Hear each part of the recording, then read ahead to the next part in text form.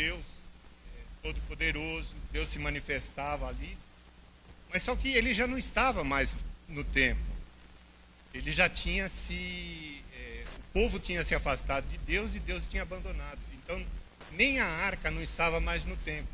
Na primeira destruição do templo, ela sumiu do mapa, ninguém sabe, né? Inclusive, os especuladores já fizeram uma série de filmes, de histórias, de lendas a respeito da arca perdida, né? Essa arca, se é que existe, ela está em lugar incerto e não sabido.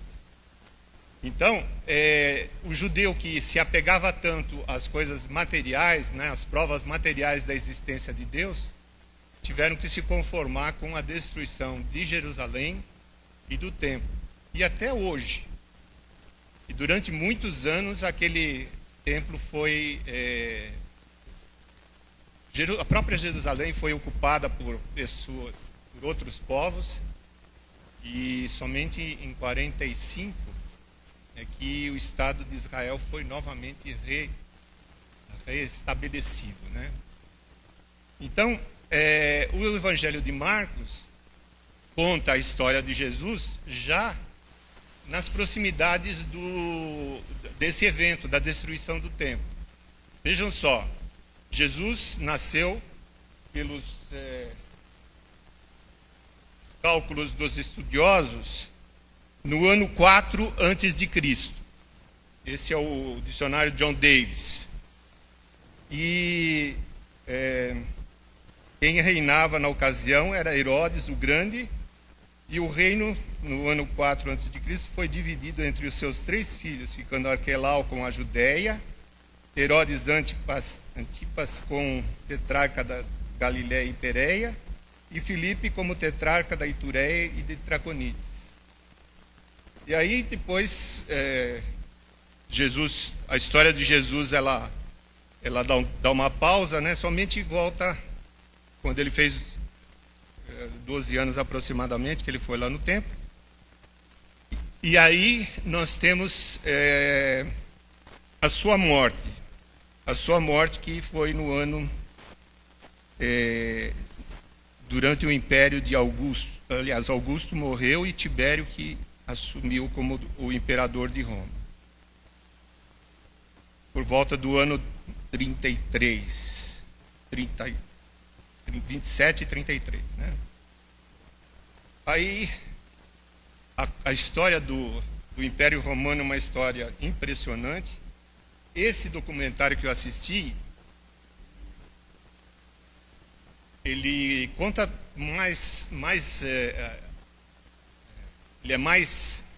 dá mais ênfase às guerras, porque aqueles tempos os povos gostavam de guerrear, e a guerra era uma fonte de riqueza, tanto para os soldados que guerreavam, como para os seus generais, seus líderes. Então, para construir todos os edifícios e todas as obras de arte que Roma tinha, eles tinham que pegar ouro e prata e conquistar outros povos para poder levar as riquezas para construir tudo isso. O próprio templo de Salomão, ele foi depenado, e as partes de ouro, de prata e todas as partes preciosas foram levadas para Roma e provavelmente ajudaram a construir os edifícios de Roma lá, que eram imponentes e serviam para abrigar os imperadores romanos e as suas famílias, os seus seguidores.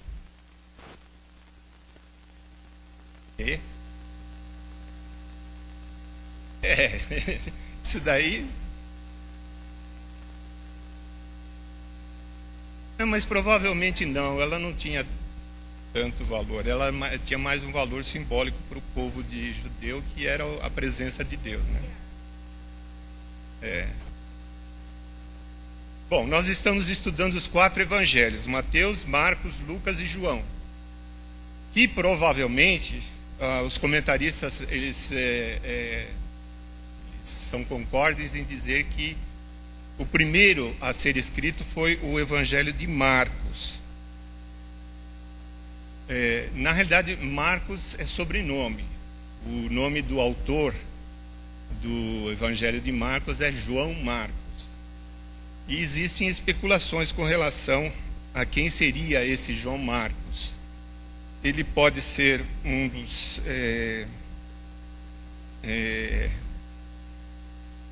primeiros seguidores. Existia a mãe de João Marcos, ela hospedava os primitivos cristãos e eles se reuniam lá para cultuar a Deus. Tanto que o apóstolo Pedro, quando ele sai da prisão, ele vai para a casa dela e lá eles se encontram. Bom, o livro de Mateus é o Evangelho do Messias, mas o de Lucas é o Evangelho do Filho do Homem, o de João é o Evangelho do Filho de Deus e Marcos é o Evangelho do servo. E o texto que é usado como versículo-chave é Marcos 10, 45. Porque o Filho do Homem também não veio para ser servido, mas para servir e dar a sua vida em resgate de muitos. Vamos repetir? Porque o Filho do Homem também não veio para ser servido, mas para servir e dar a sua vida em resgate de muitos. Então, aí o comentarista diz que a maioria dos pesquisadores concorda que Marcos seja o mesmo João de Atos 12 a 25, né, e também pode ser o primo de Barnabé. É interessante que não existem assim, dados suficientes, confiáveis, para que a gente possa afirmar com certeza. Até 200 anos atrás, não existia muita dúvida com relação a isso, mesmo porque os evangelhos e as epístolas, elas foram escritas em pergaminhos. E nesse documentário que apresenta a queda do Templo de Jerusalém, aparece Flávio Joséfo no seu escritório lá em Roma, redigindo as suas memórias e escrevendo seus livros, e aparece assim a biblioteca dele. É uma parede cheia de rolos, de pergaminhos. Então, as bibliotecas eram em pergaminhos, em rolos, e elas ficavam arquivadas e guardadas nessas bibliotecas. O pergaminho, os irmãos sabem, é feito de um tipo de papel, de papiro, que pode ser destruído com facilidade, né? Quanto mais você usa, vai desgastando. Alguns que foram feitos com couro, então eles sobreviveram por mais tempo. Mas somente com o advento da imprensa, por Gutenberg, né, que imprimiu o primeiro livro, que foi a Bíblia, é que a palavra de Deus e o Evangelho e as epístolas e os livros foram divulgados, foram popularizados. Então ficava difícil nesse período que antecedeu o advento da imprensa, ficava difícil de o povo ter acesso à Bíblia, ter acesso aos Evangelhos. Então, tanto o próprio livro de Marcos, provavelmente ele foi escrito aos pedaços, e depois Marcos pegou e juntou todos esses pedaços e fez o evangelho dele. É uma hipótese, né? Porque ele é mais sucinto e ele tinha por objetivo contar a história de Jesus, principalmente para os romanos, principalmente para os gentios. Mateus era mais para os judeus e Marcos era mais para os gentios, porque não tem nenhuma genealogia, não aparece nenhuma genealogia, e o evangelho é muito dinâmico. Então Jesus não fica, não conta Jesus parado em algum ponto ou descansando ou fazendo alguma outra coisa. Ele está sempre em movimento. Ele vai de uma cidade para outra, às vezes viajando 10 quilômetros por dia, para ir e pregar a sua mensagem. Então, o Evangelho de Marcos começa contando o início do ministério de Cristo. E aqui nós vamos ver a história de João Batista, que foi o precursor do Senhor Jesus. Eis o Cordeiro de Deus que tira o pecado do mundo, foi a mensagem que anunciou e que apresentou Jesus para o povo que ouvia a sua mensagem. A sua mensagem era a mensagem de arrependimento. João Batista, ele arrependei-vos e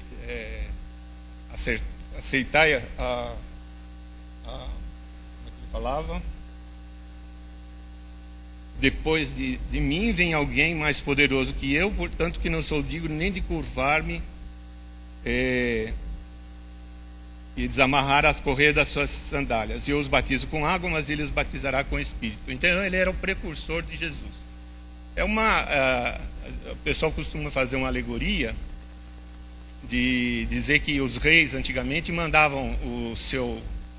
Aliás, como hoje também, né? Quando um governador, um presidente, ele vai fazer uma visita a algum lugar, primeiro ele manda seus secretários, seus funcionários para prepararem o terreno, e ele vai lá só para cumprir a agenda que foi estabelecida. Com João Batista era mais ou menos isso, ele estava preparando a agenda para que Jesus pudesse assumir o seu ministério. Então Jesus ele chega e vai ser batizado por João Batista.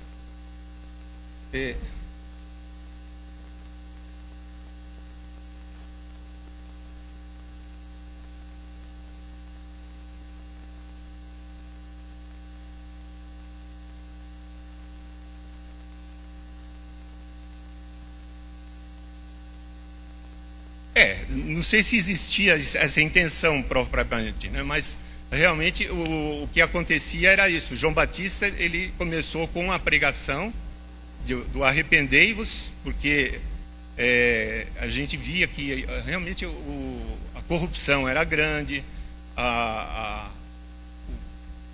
os líderes religiosos, eles não obedeciam a própria palavra, eles diziam uma coisa, pregavam uma coisa, mas faziam outra. Então tudo isso deixava cair em descrédito a própria pregação deles, né? Quando João Batista chegou, ele começou a atrair os judeus que começaram a segui-lo por causa da veracidade, né? O pessoal via que ele estava dizendo a verdade e que todos precisavam realmente se arrepender e mudar de vida. E quando Jesus chega, aí Jesus é apresentado por João Batista. Eis o Cordeiro de Deus que tira o pecado do mundo. E isso era uma linguagem que o judeu entendia bem, porque o Cordeiro de Deus, o cordeiro normalmente era usado para sacrifício lá no templo, para pagamento dos pecados daquele que transgredia a lei, né? Bom, no capítulo 1 de Marcos, nós encontramos, então, João Batista, que é o último dos profetas. Depois já começa com o chamado dos primeiros discípulos. E nós vamos ver aqui que Jesus, ele nos ensina, através desse comportamento, que ninguém faz nada sozinho. Aliás, a dona Cristina hoje falou, ninguém faz nada sozinho. O próprio Senhor Jesus nos ensinou. Ele chamou os primeiros discípulos que eram pescadores. Interessante que o ministério dele começa lá na Galileia, e os primeiros a serem chamados eram pescadores, pessoas humildes. Tiago, João, e aí vai começando a chamada dos seus discípulos.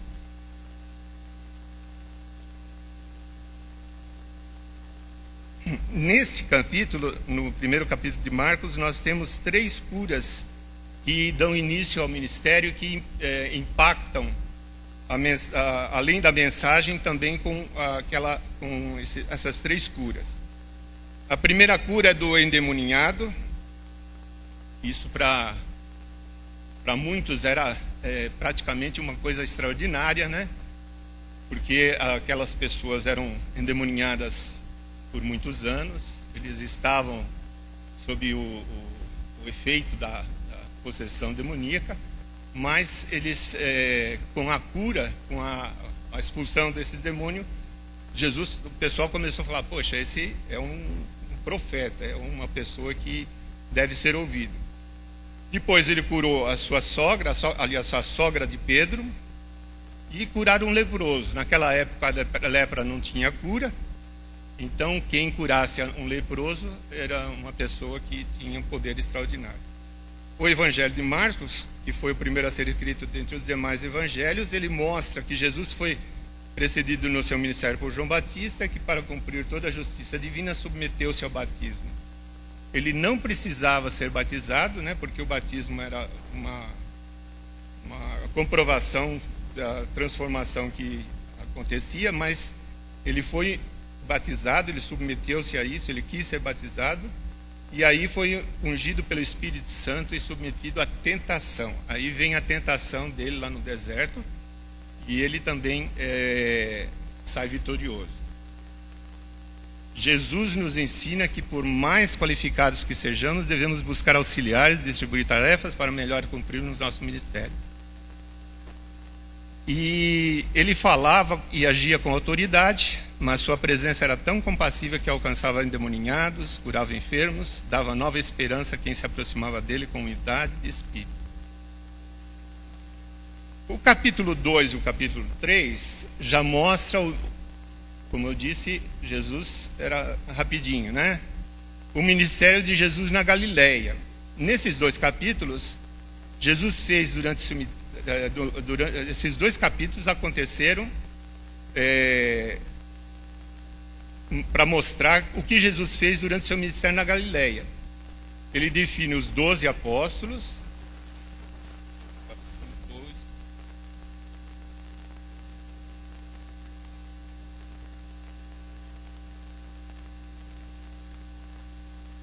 Ele completa o seu quadro. E aí ele fala sobre o jejum, sobre o Filho de Deus, né, que veio para servir, escolhe os auxiliares e ele coloca a família de Cristo no seu devido lugar. Os seus familiares foram tentar prendê-lo porque ele estava fazendo confusão, né? Então Jesus fala assim: olha, eu vim aqui, esses são os minha mãe e meus irmãos, né? Deixa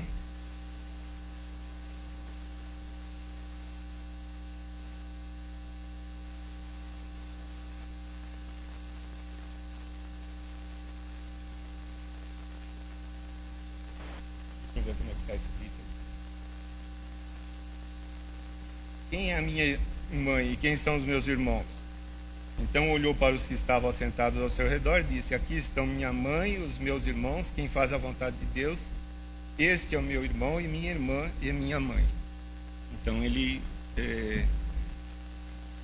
é aquela história, né, de pessoal adorar a Maria também, né? A Maria, ela não tinha tanta ascendência sobre Jesus neste momento, né? Jesus está descartando. Jesus chama pecadores para a salvação e para se tornarem seus porta-vozes ao mundo. Nesse sentido, todos somos chamados e comissionados para essa obra. Porém, devemos seguir o exemplo dos apóstolos que primeiro estiveram com Jesus para depois sair e pregar. Essa é uma advertência importante. Muitas vezes a pessoa se converte e logo já quer sair e pregar o Evangelho. E sem ter conhecimento da palavra, sem ter conhecimento das implicações de tudo aquilo que está escrito, né? Então, nesse capítulo 2 e no capítulo 3, ele fala sobre Ele chama as pessoas para a obra do Senhor, fala sobre o jejum, fala sobre o Filho de Deus, escolhe auxiliares e o lugar da família. Na questão da guarda do dia, é importante evitar-se o farisaísmo no rigor da lei, e tudo que se fizer deve ser de todo o coração como ao Senhor, e não como aos homens. É aquela história do farisaísmo, que eles iam nas praças e faziam aquelas orações longas, e somente para serem contemplados pelo povo, né? E na vida real, no seu envolvimento com a palavra, era nula, né? Ninguém é da família de Deus por laços biológicos ou tradicionais, mas por fazer a vontade dele. E esta vontade é, antes de tudo, nascer de novo pela fé em Cristo e viver para a sua glória. Filho de peixe é peixinho, mas filho de crente não é crentinho. Então a gente tem que evangelizar os nossos filhos. Não tem nada a ver, exatamente. A gente tem que evangelizar, é uma tarefa de todo crente, evangelizar o mundo. Ide por todo o mundo e pregar o evangelho a toda criatura. Começa pela esposa, pelos filhos, pelos pais, pelos avós, por todos aqueles que estão sob o seu círculo de influência, né? Então, é responsabilidade da gente de ir e pregar o evangelho a toda criatura. No capítulo 4 e 5, nós encontramos algumas parábolas. Parábolas, tem a parábola do semeador ou do solo, né? E aí vem é uma das principais parábolas deste capítulo. Depois tem a parábola da semente e a parábola do grão de mostarda. Aí nós temos aquela história da semente que é lançada, que cai à beira do caminho, a outra que cai no meio dos espinhos, a outra que cai nas pedras, e a outra que cai em terra boa e produz frutos. E produz frutos diferenciados, não são frutos todos iguais. Na cabeça da gente, passa que você pregou o evangelho, aquela pessoa vai se converter e vai aceitar Jesus e vai ter uma nova vida. Às vezes não aceita, às vezes não vive, às vezes não cresce. Todos nós somos diferentes, né? Uns crescem mais, outros crescem menos. Somos diferentes e produzimos frutos diferentes. Eu creio que seria interessante nós observarmos que nós não podemos julgar as pessoas porque pregam e convertem muitas pessoas, ou porque pregam e não convertem ninguém, ou porque não pregam. Eu acho que a tarefa é de todos nós, devemos ir e pregar o evangelho, mas os frutos, a resposta à nossa pregação, quem vai dar é o Espírito Santo através da conversão. E é interessante que a gente já observa isso, né, na realidade, né? Pessoas que se convertem e vêm com uma garra, com uma alegria, com um entusiasmo para realizarem a obra do Senhor. Os outros mais calminhos, às vezes ficam no ostracismo durante tempos e tempos, de vez em quando eles aparecem, de vez em quando desaparecem, e cada semente produz o seu fruto da maneira correta. Infelizmente, a gente gostaria que todos produzissem muito fruto, né? Mas nem sempre é assim. Assim como na parábola do semeador, a palavra de Deus continua sendo semeada hoje, o tipo de solo que somos vai ser conhecido pelo modo como recebemos a semente ou pelo tipo de fruto que produzimos. Assim como o grão de mostarda, que apesar de pequeno, depois de plantado germina e produz hortaliça, debaixo da qual as aves se abrigam, também o reino de Deus traz salvação e esperança a todos quantos o recebem. Nossa parte é crer e agir, pois Deus há de expandir o seu reino e colocar todas as coisas debaixo dos pés do seu Filho. Todo o poder foi dado a Jesus no céu e na terra. Ele domina sobre a natureza, sobre o reino espiritual, sobre toda e qualquer enfermidade, sobre a vida, sobre a morte. Quando nos aproximamos de Jesus com fé, somos galardoados. Os ensinos ou milagres de Jesus são sempre para a sua glória. e a expansão do seu reino, e nunca para a exaltação de qualquer pessoa. É interessante que, lendo os comentaristas, que na época em que Marcos escreveu, o Evangelho já era conhecido em grande parte do Império Romano. E esse conhecimento do Evangelho, ele foi proporcionado pelos primitivos cristãos.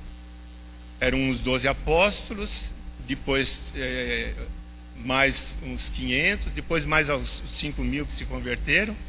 E esse grupo é que esparramou o Evangelho por todo o Império Romano. Impressionante notar que no Império Romano, onde os cristãos foram perseguidos, principalmente em Roma, já existiam muitos cristãos. E parece até que eles começaram a ser a evangelização dos romanos começou pelos escravos. Voltando então àquela visão que a gente teve no documentário, os romanos, eles guerreavam para conquistar dinheiro e conquistar mão de obra. Eles precisavam de escravos para executarem os serviços, as obras que eles faziam.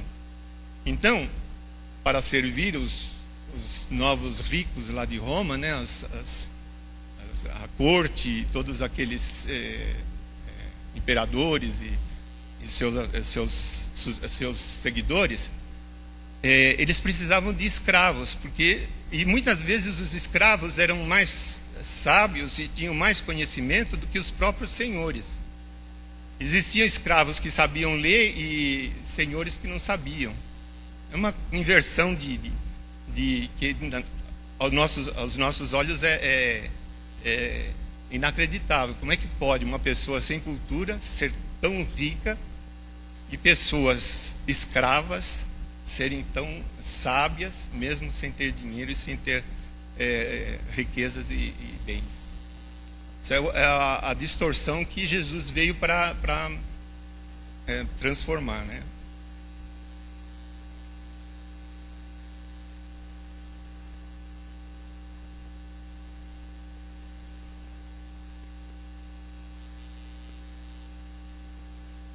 Correto, mas é justamente isso que eu queria ressaltar. O irmão lembrou bem.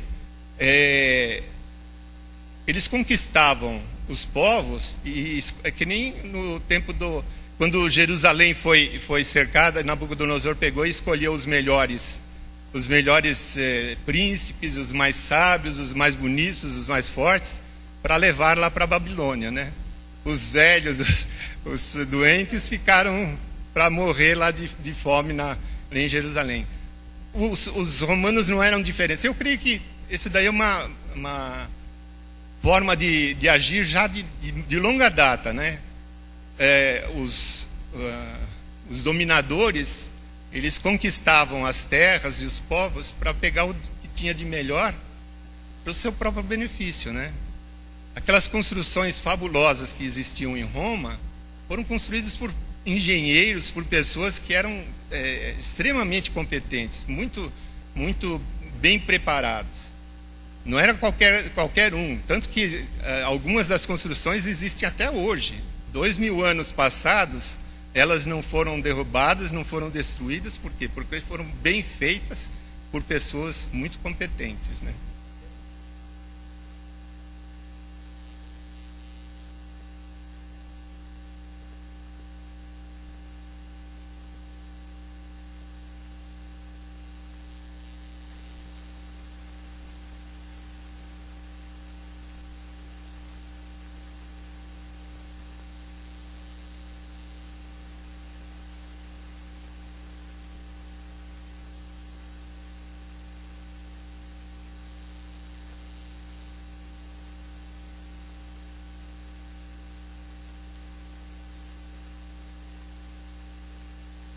Eu entendo assim, que o Império Romano ele se preocupava em dar o pão e o circo para o povo, para que eles não se revoltassem, não deixassem de fazer o que eles queriam que fizessem. Continua até hoje, né? Os nossos políticos muitas vezes agem dessa forma, né? Nos dão alguma distração para poder fazer o que eles pretendem. E interessante observar que esses imperadores, esses generais, esses conquistadores, eles queriam marcar a sua presença. A maioria deles morria jovem, 30, 35, 40 anos. Eram raros aqueles generais e aqueles líderes que passavam dos 50 anos. É uma coisa que na cabeça da gente, a gente olha e fala assim, nossa, devia ser uma pessoa de 60, 70 anos. Eram raras as pessoas que atingiam essa idade. Por quê? Viviam na guerra, viviam em condições subhumanas. As guerras eram totalmente... Um dos imperadores, um dos generais, ele chamava seus soldados de mulas de guerra, uma coisa assim. Porque tudo que eles precisavam para poder invadir um território, eles tinham nas costas. Era uma mochila, era o fardamento, a couraça e tudo isso. E eles podiam sobreviver em quaisquer circunstâncias, né? Eram verdadeiras máquinas de guerra, né? Eram os Robocops da época, né? As pessoas que eram preparadas para a guerra. A finalidade deles era a guerra. E a guerra dos romanos, ela era cruel. Eles não perdoavam ninguém. Eles iam, destruíam, era mulher, criança, jovem, adulto, só escolhiam as melhores coisas para levar. E eles faziam a partilha dos bens arrecadados. Por isso que muitas pessoas se sujeitavam a ir para a guerra. Eles iam para a guerra para poder ficar rico ou aumentar os seus recursos. Às vezes eles não sabiam fazer outra coisa, só sabiam guerrear. Então, eles iam para a guerra e tudo que eles arrecadavam lá, que o general não queria, ficava para eles, né? Sempre tinha um jeito de dar uma...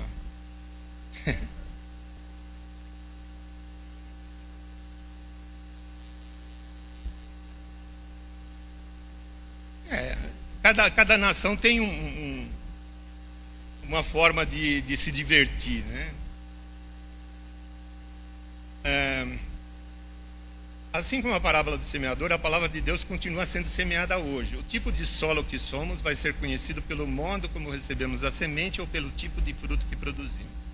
Assim como o grão de mostarda, que apesar de pequeno, depois de plantado germina e produz hortaliça, debaixo do qual as aves se abrigam, também o reino de Deus traz salvação e esperança a todos quantos o recebem. Nossa parte é crer e agir, pois Deus há de expandir o seu reino e colocar todas as coisas debaixo dos céus, dos pés do seu Filho.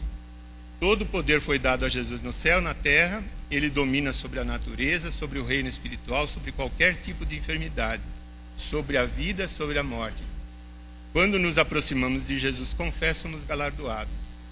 Os ensinos e milagres de Jesus são sempre para a sua glória.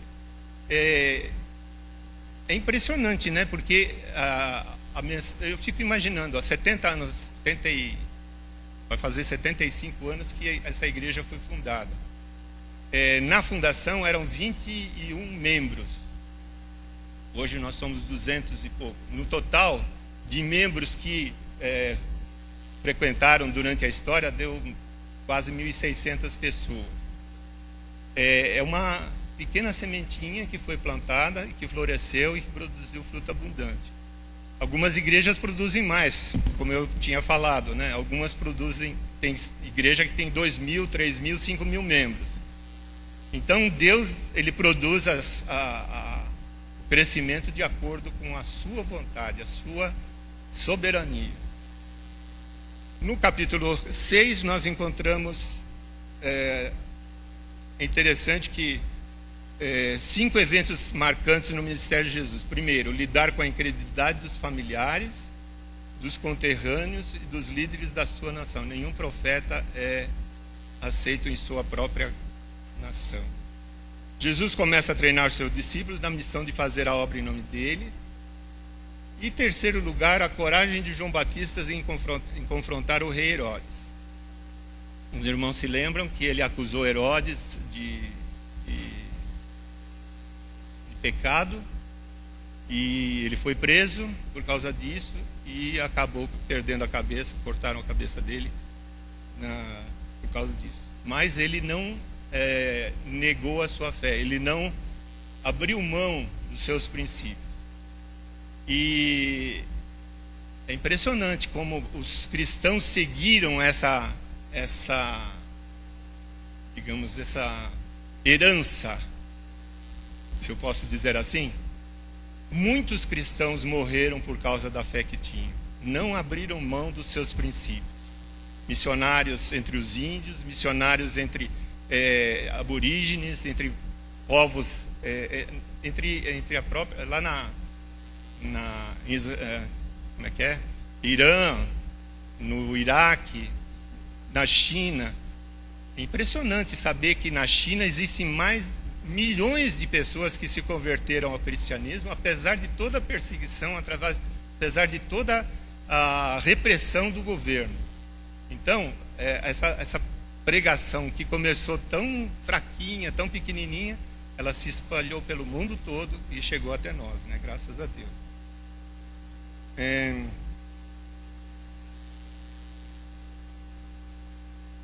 Aí nós temos no capítulo 6 a multiplicação dos pães e Jesus andando sobre o mar.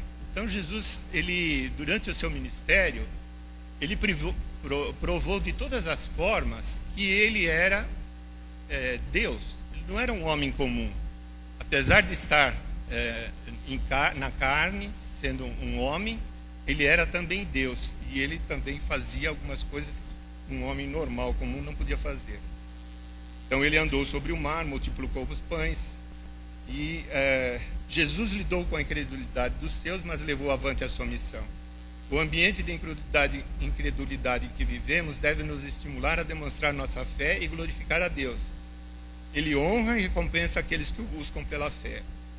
A primeira missão dos discípulos do Senhor foi bem sucedida, mas ele lhes ensinou sobre a importância de um retiro pessoal, de um descanso. Deus se importa com todas as áreas da nossa vida, a espiritual, a emocional, mas também a física. Foi com esta visão da missão integral da igreja que Jesus perdoou pecados, libertou pessoas possuídas por espíritos malignos, curou enfermos, ensinou a palavra e alimentou multidões famintas.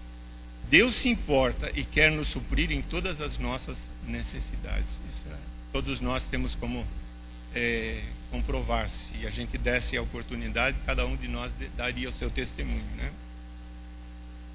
No capítulo 7 nós temos viagens, diálogos e outros milagres de Jesus. Ele acentua a ação de Jesus sempre se deslocando de um lugar para outro. Ele fez longas jornadas no exercício do seu ministério. Sua consciência era que devia ir a todas as ovelhas perdidas da casa de Israel.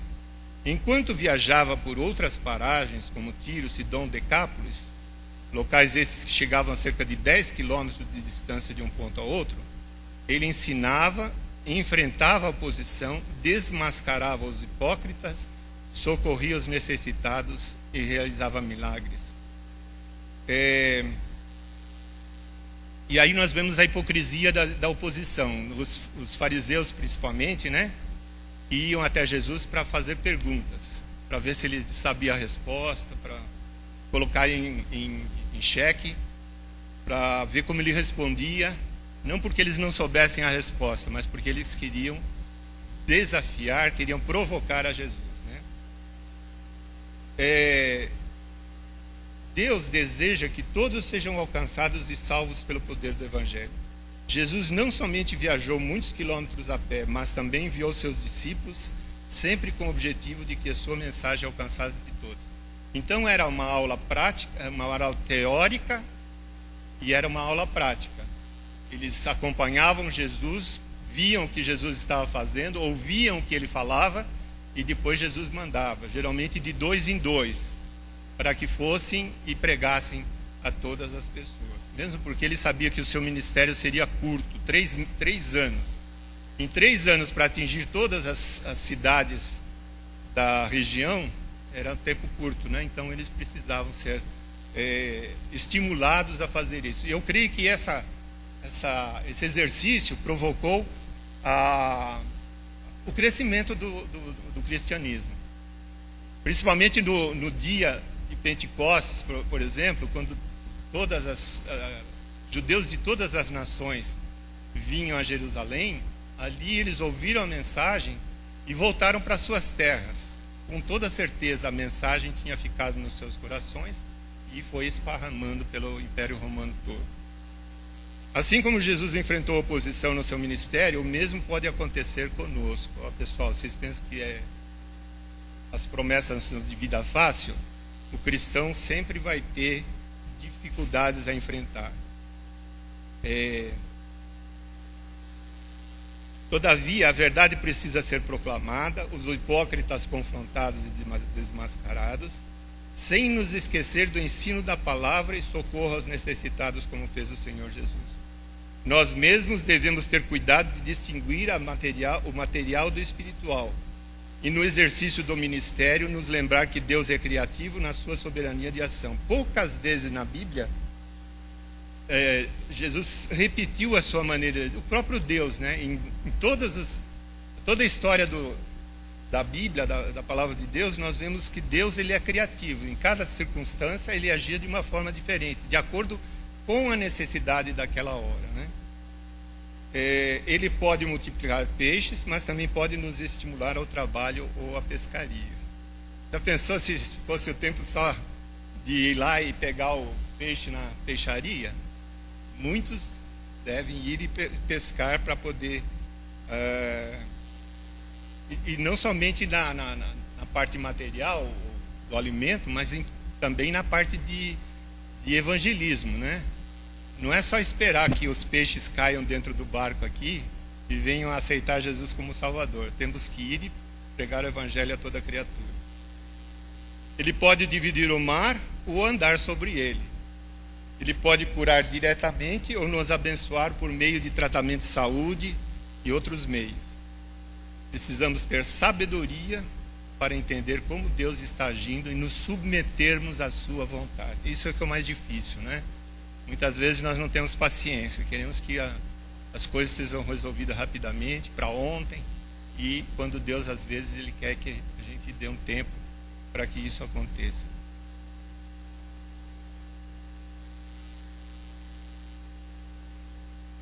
Capítulo 8 é curtinho, né? São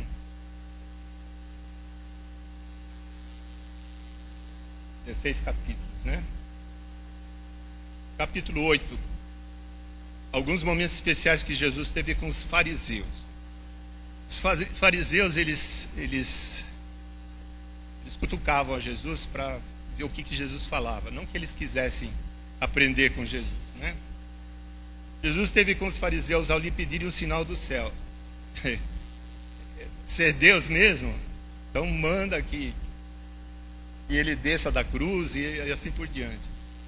Mas também quando pediu deles uma confissão sobre sua pessoa, quem vocês dizem que eu sou? O resultado da confissão de Pedro, Jesus aproveitou para ensinar sobre a perda do mundo e o ganho da vida. Todos esses momentos são lições preciosas para serem aplicadas em nossa vida, como veremos a seguir. Isso é um dilema que muitos crentes têm que enfrentar, né?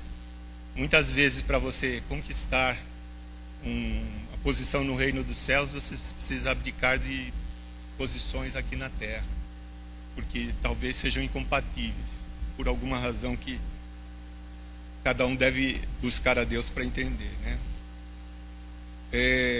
Jesus aproveita cada momento para ensinar seus discípulos. Neste capítulo aprendemos que para ter fé não dependemos de sinais.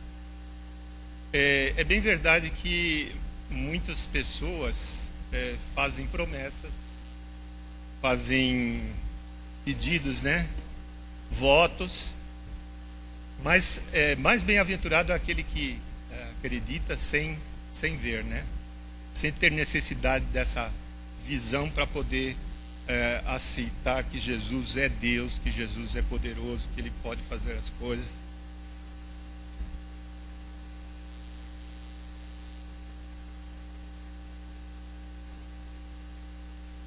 Exatamente. Muito bem. Devemos evitar que a nossa fé seja contaminada ou fermentada, né? Às vezes a nossa fé, o pessoal começa a duvidar, fala, será que é mesmo assim? É que nem a história da serpente, né? Mas foi isso mesmo. Ou da hipocrisia, ou das trapatas. Não importa o que o mundo diga sobre Jesus. e dizem muita coisa a respeito de Jesus hoje em dia, tanto na rádio como na televisão, como nos jornais. Dizem muita coisa sobre Jesus. Precisamos ter nossa convicção de sua divindade e senhorio, e estarmos prontos para responder a qualquer um que nos pedir a razão da nossa fé. Não podemos servir a Cristo e ao mundo. É preciso um exercício de crucificação diária para não permitir que o nosso ego prevaleça. Mas Cristo dirige a nossa vida. Apesar de estarmos no mundo, não devemos tomar a sua forma, mas transformá-lo. E no capítulo 9, nós temos a transfiguração de Jesus, né? Diante de 3 dos seus apóstolos, Pedro, Tiago e João. Esses 3 estavam sempre junto de Jesus, eram amigos inseparáveis, né? Então, diante dos apóstolos, sobre o que é possível por meio da fé, bem como lições sobre humildade e como evitar o pecado. É importante lembrar que a Bíblia é viva e cada um de nós pode descobrir outros ensinos que ela nos transmite, pois nela lemos que tudo que foi escrito para nosso ensino foi escrito, a fim de que pela consolação das Escrituras tenhamos esperança tenhamos esperança. Eu acho impressionante. Nós lemos a Bíblia lá em casa, os dois, principalmente antes de dormir, né? A gente faz o nosso culto doméstico. E tivemos, durante muito tempo, já lemos a Bíblia acho que várias vezes, né? Lemos um capítulo por noite. E é impressionante como a palavra de Deus ela é atual. Naquele momento, a gente não abre a Bíblia só para Deus, agora vamos ouvir o que Deus está falando. A Bíblia fala constantemente, né? Mas é impressionante como a palavra de Deus que nós lemos sequencialmente, ela é atual para as nossas necessidades naquele momento. Aliás, não é só naquele momento, para todos os momentos. Nós temos a possibilidade, hoje em dia com computador, com internet, a gente tem possibilidade de encontrar respostas da própria Bíblia sem ler a Bíblia toda ou ficar folheando página por página. Você clica lá o assunto que você quer ter uma resposta, já vem uma série de versículos, uma série de passagens que você pode ler e que vão te ajudar nessas horas difíceis. Então, o melhor de tudo é você ler e decorar. Porque o processo de aprendizagem é assim, você lê, tem que entender, se você não entendeu, lê de novo, ou procura alguém para te explicar, aí você memoriza um versículo, 2 versículos que te chamam a atenção e coloca em prática. A palavra de Deus, ela funciona assim na vida da gente. Pois não?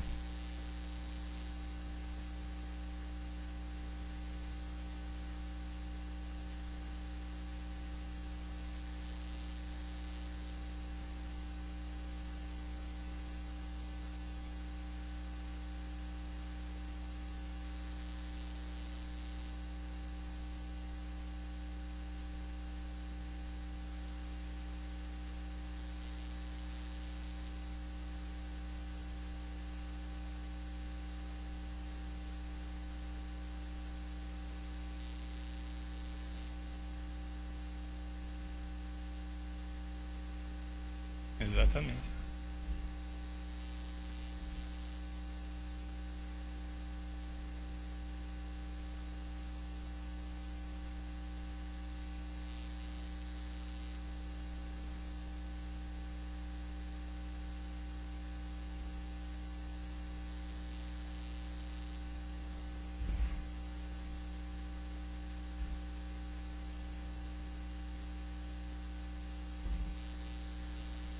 Exatamente.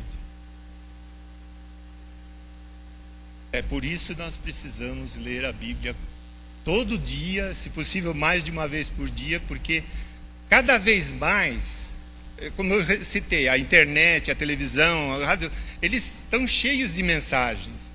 E às vezes eles usam textos fora do contexto justamente para poder incutir uma mensagem que não tem nada a ver com o Evangelho, né? Então é importante que a gente estude por quê, como, quando, onde. Não porque o pastor tal, ou o missionário tal, ou o evangelista tal falou. É porque está na Bíblia. É interessante, existem algumas pessoas com as quais a gente conversa, e as pessoas citam textos da Bíblia e tem uma razão, tem uma coisa coerente o que elas estão dizendo. Fala, Tati.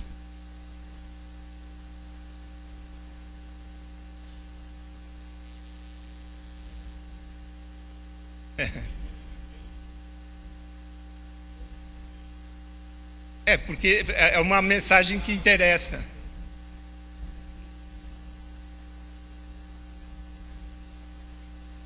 Livros de autoajuda, principalmente, né? Pessoas que eles descobriram a maneira de ganhar muito dinheiro à custa de pessoas que não têm muito conhecimento, né?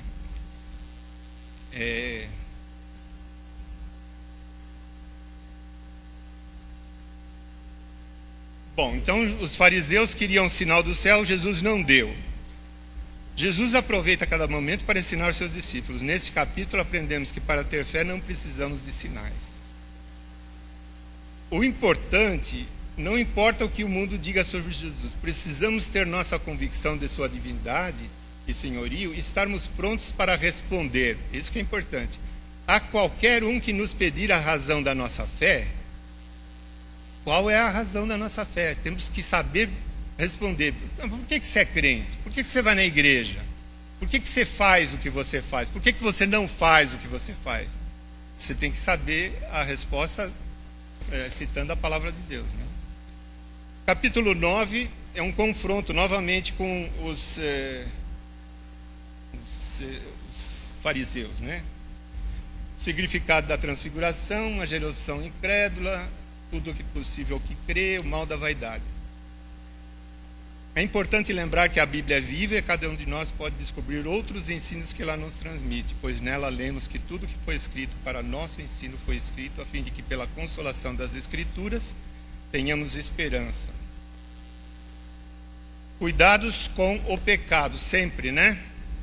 A transfiguração de Jesus nos ensina sobre a glória e que ele é o Filho amado do Pai, a quem devemos ouvir, que Jesus é o fim da lei e o cumprimento das profecias. Isso era difícil para o judeu entender, né? A partir dos próprios discípulos. Estava tão impregnado na cabeça deles que a lei devia ser cumprida, e que o apóstolo Pedro e o apóstolo Paulo tiveram que discutir, inclusive, o problema da circuncisão, né? Estava na cabeça deles que tem que circuncidar. Mas, escuta, já passou o tempo. Agora, o que você precisa fazer para ser salvo? Se arrepender dos seus pecados e crer que Jesus Cristo, aceitar Jesus como Salvador. Jesus falou em alguma outra coisa? Você tem que fazer promessa, você tem que pagar um certo preço, você tem que participar de algum cerimonial? Nada disso. A única coisa que ele recomenda é o batismo e a ceia, para a memória, né? Então, é uma das coisas que aprendemos.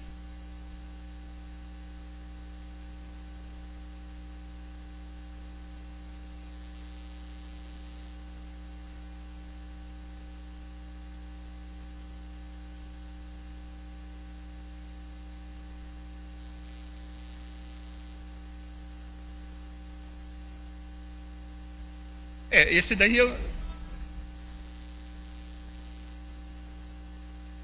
Então, é justamente aquela troca, né? Eu quero ganhar 1 milhão, eu dou 100 milhões, né?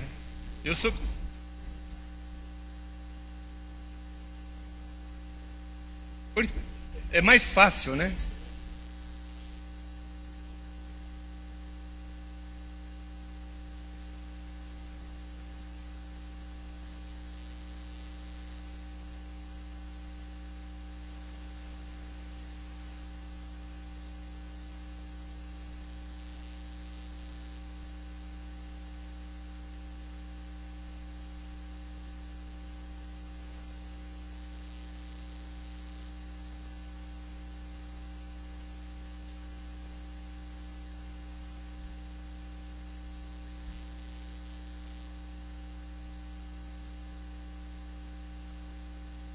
Primeiro o Stark, depois você.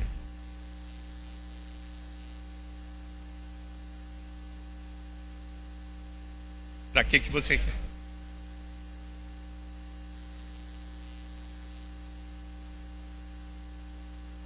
Então, É a mesma coisa que fazer promessa, né? Eu faço promessa, pago a promessa, aí eu recebo, pago a promessa.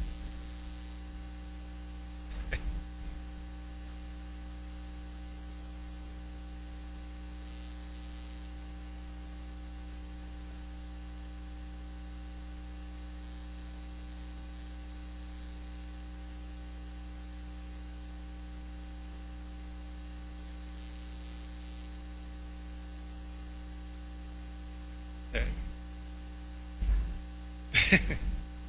Fala, Célio. Isso.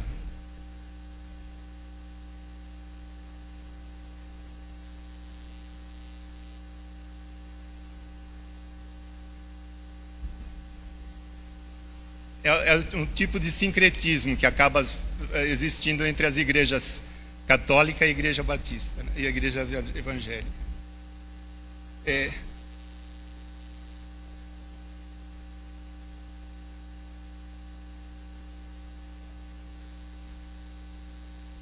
é. Vamos fazer uma campanha para o pessoal ir para a igreja.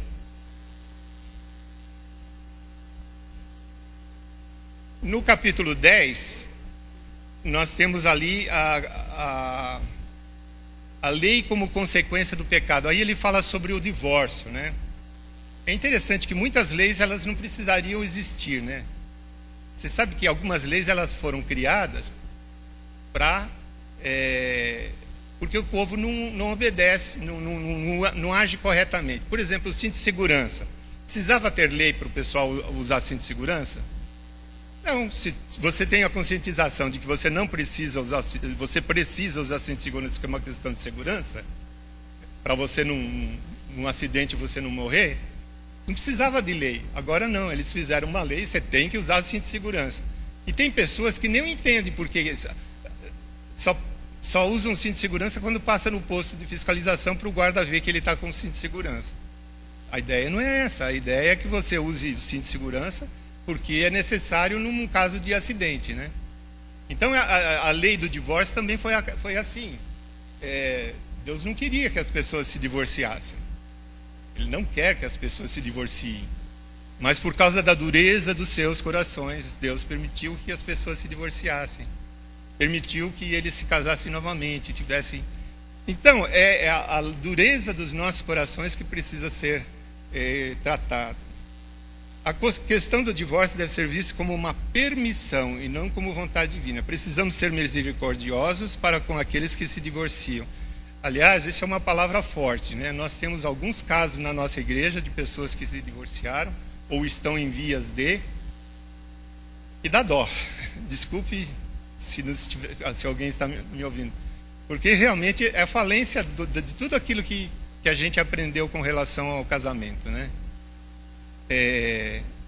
Amar o próximo, amar o seu marido, a sua mulher, os seus filhos, não pecar. Então, tudo isso é uma transgressão da lei.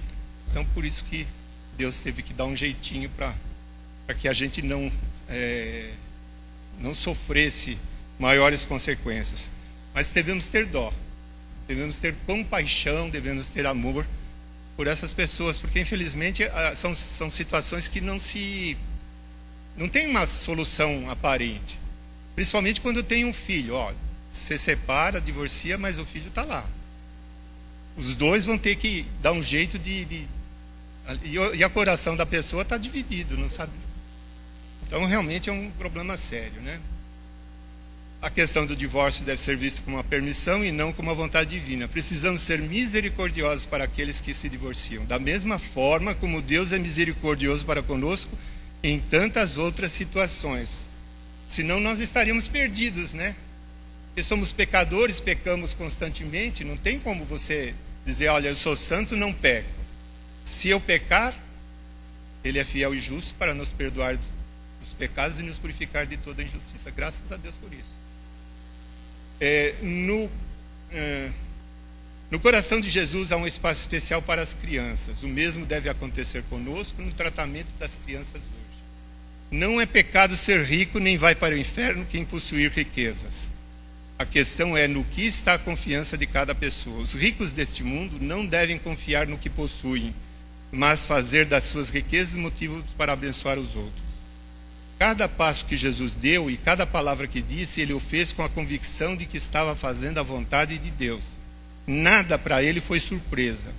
Isso nos deve dar segurança quanto ao modo como nos ama e deseja que tenhamos alegria completa e vida abundante. Finalmente, Jesus chega a Jerusalém, capítulo 11.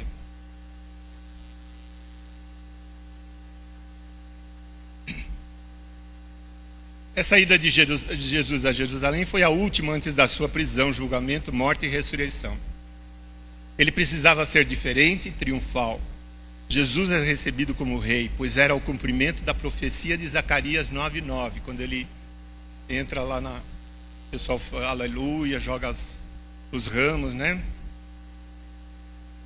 Durante a sua estada na cidade aconteceriam embates com autoridades religiosas, bem como oportunidades de ensino aos discípulos, como foi na experiência da figueira sem frutos. Cada ação de Jesus tinha uma finalidade pedagógica.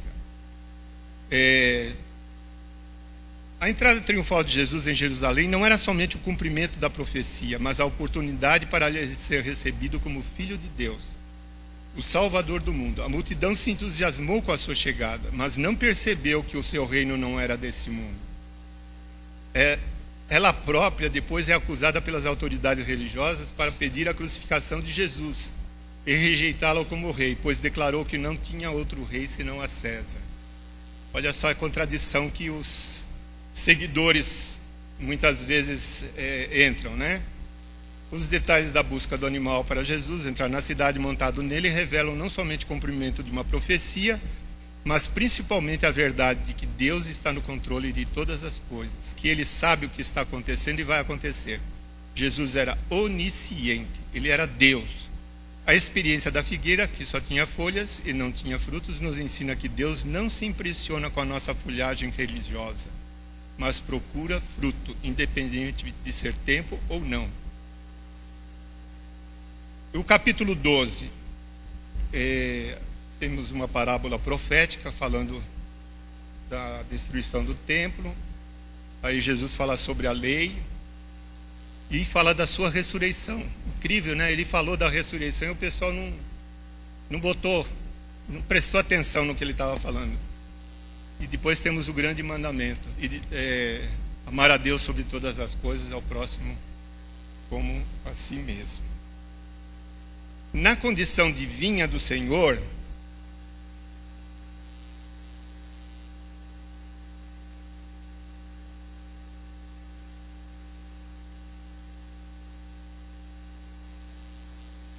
mas os próprios discípulos não acreditaram que Jesus ia ressuscitar, né?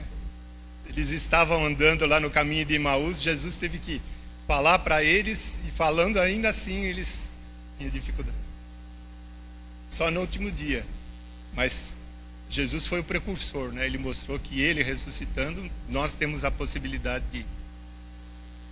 Na condição de vinha do Senhor, somos responsáveis pela administração de tudo o que temos e que somos. Ele pede contas da nossa mordomia. O Senhor procura frutos em nossa vida, pois esta é a característica de quem é seu discípulo. Temos o dever de pagar impostos.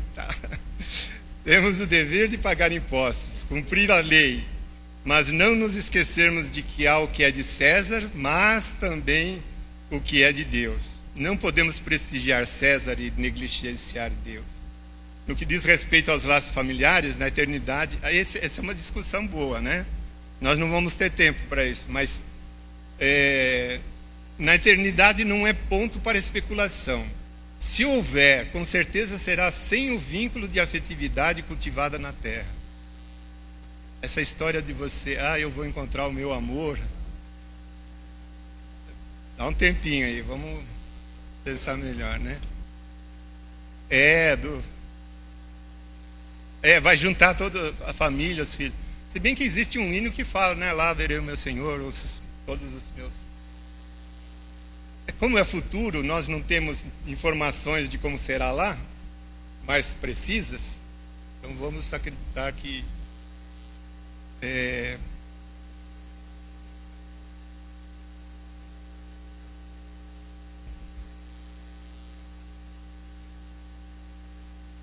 Então,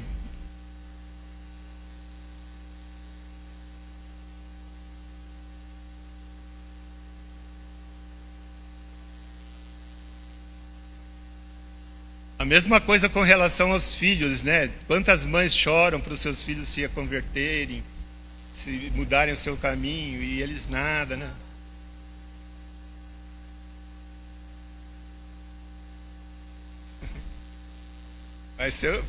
É um mistério, na minha opinião, que como é que isso acontece. Seremos todos irmãos, com certeza. Mas e o sentimento de amor e de amizade que existia aqui, né? Não vai ter marido e mulher, então. Tudo irmão.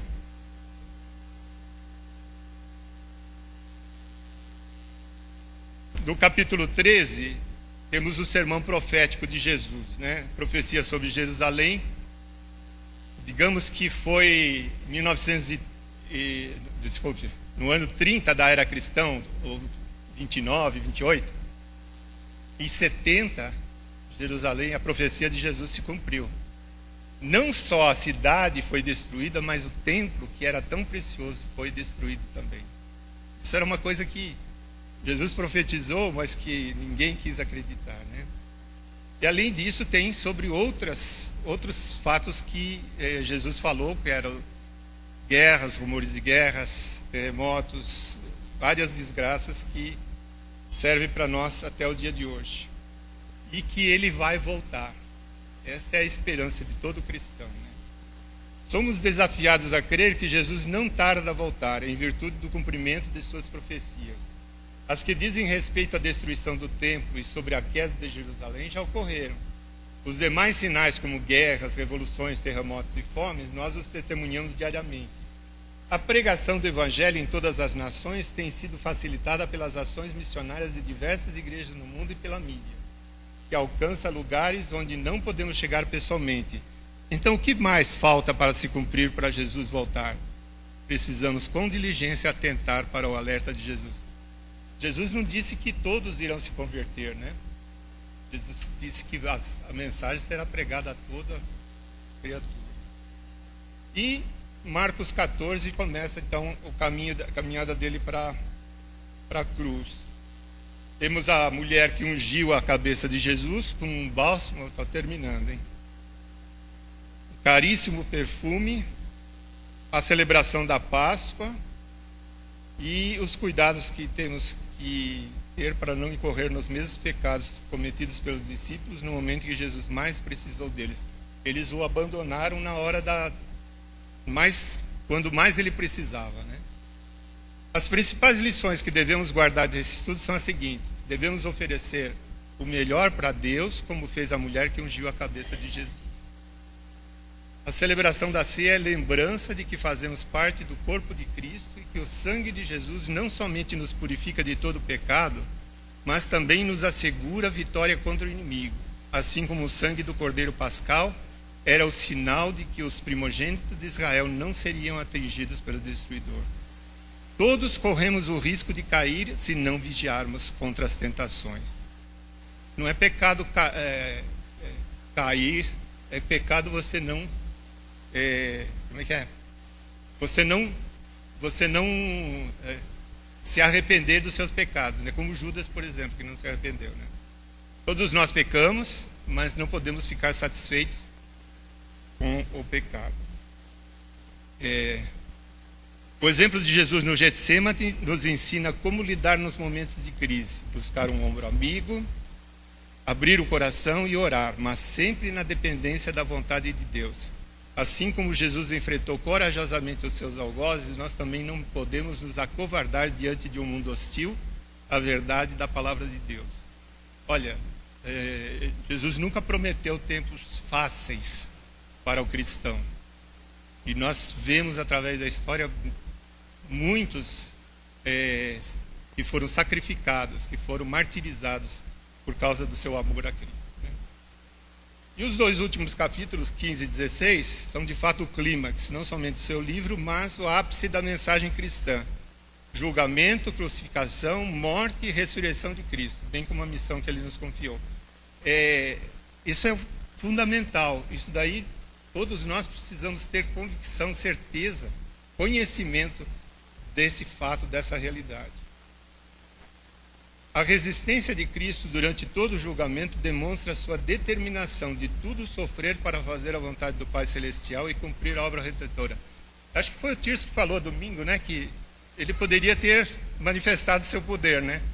Só que aí a salvação ia para o brejo, né? A morte de cruz foi agravada como um abandono do Pai para com o Filho, indicando que o sofrimento de Jesus para pagar nossos pecados transpõe a crucificação. Ele, porém, não deixou de cumprir nada da exigência da justiça divina, a fim de que a nossa salvação fosse completa e tivéssemos absoluta certeza da vida eterna. Esta certeza é confirmada com a ressurreição do Senhor, pois Ele é o autor da vida e a morte não o pôde reter. Tendo sido alcançados por tão grande salvação, somos agora responsáveis por levar essa mensagem por todo o mundo. Essa é a mensagem do livro de Marcos. Bem resumido, mas completo, trazendo tudo aquilo que precisamos saber a respeito da possibilidade de nos salvarmos e de sermos novas criaturas e vivermos com o nosso Senhor e Salvador Jesus Cristo. Domingo que vem, Timóteo? Mateus, Marcos, Lucas.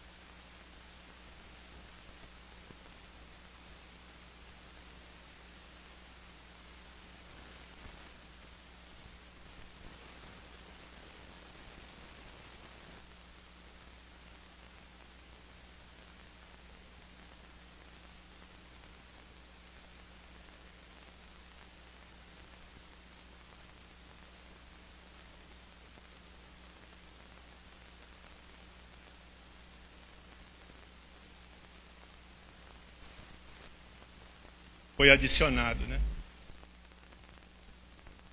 Então, é interessante isso, né, Timóteo? Porque você lê vários comentaristas e todos eles têm opiniões divergentes muitas vezes. Por causa o livro, tanto Mateus, Marcos e Lucas e João, foram escritos depois da morte de Jesus, inclusive da morte de muitos dos apóstolos. Então, ficou o que a pessoa ouviu, transmitiu verbalmente e aí se perdeu, né?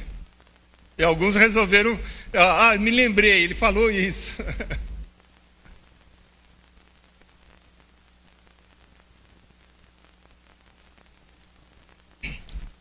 Ué, comprou uma Bíblia completa.